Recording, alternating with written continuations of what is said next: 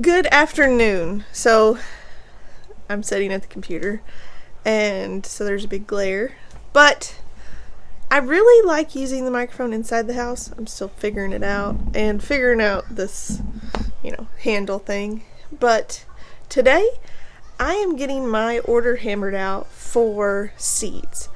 I don't know if anybody thinks about seeds January 2nd of the year, but I actually start planning my seeds for the year, what I'm going to grow this year, or grow in the year. Start planning them like the previous summer.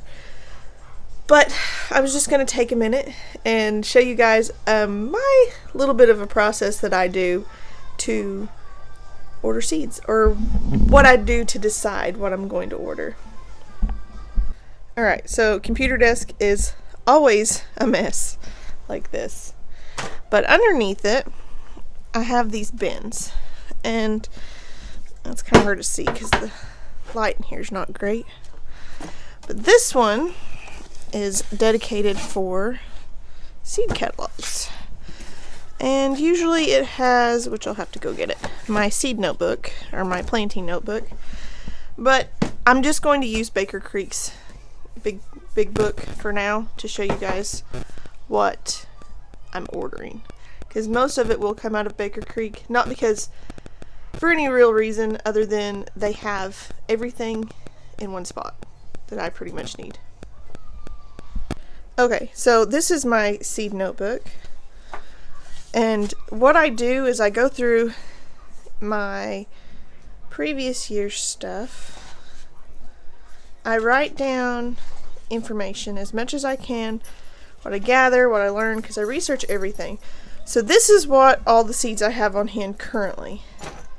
Some of them I don't plant often, but most of them I plan on planting this year.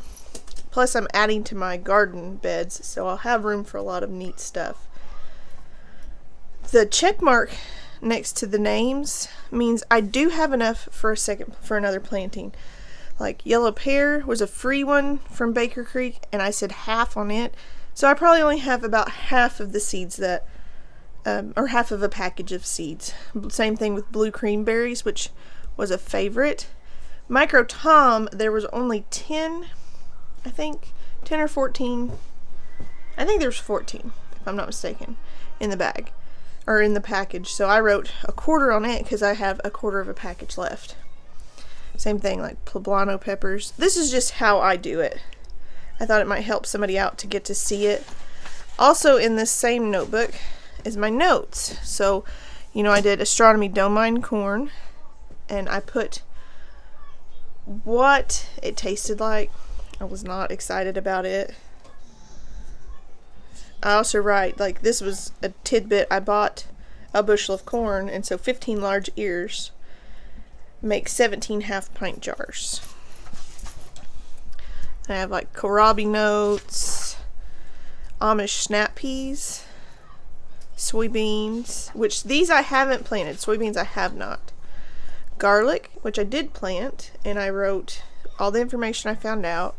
Cosmos green beans, which find seeds. So if anybody has any Cosmos green beans, I need them. The geese ate them. But here is the list of stuff going through the big book. What I liked. So then I have a list of pretty stuff and a list of vegetables. I put an X next to things that I'm actually not going to get, but they were good in theory. Hi, hey. What are you doing? You stealing my pencils? He traded me a tractor and a necklace and a piece of yarn for pencils. Fair trade, huh? Oh. Oop. So along with my notes, I always make sure and try to learn as much as I can about the items that I might want to buy. Not for any real particular reason, other than I really like to know as much as possible about what I'm potentially planting or bringing onto my farm. So I have this notebook to write it all down in, and it gives me a good reference to go back to. I won't have to Google it. I can open this notebook. It's all in one place. and I can look and say kohlrabi is considered a German turnip, and it takes 3 to 4 weeks. Or you can direct sow them 3 to 4 weeks before the last frost. They take 45 to 60 days to mature. Harvest when the average temp is beyond 75 degrees. Can be sown late in summer for fall harvest.